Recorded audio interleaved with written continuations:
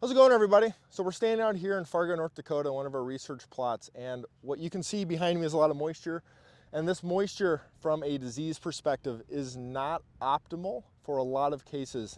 One particular reason is going to be root rots are going to be developing because of this wet weather that we've been having.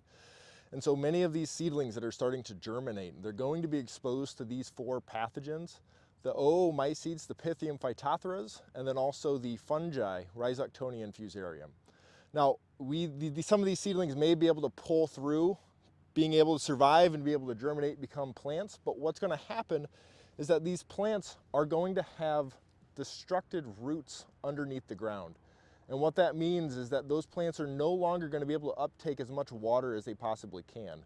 Now, in this moment right now, when the soils are very wet, this is not as much of an impact, but if we were to get into drier conditions later this summer, we have sort of degraded root systems, we could have instances in which those plants are going to be more susceptible to droughts.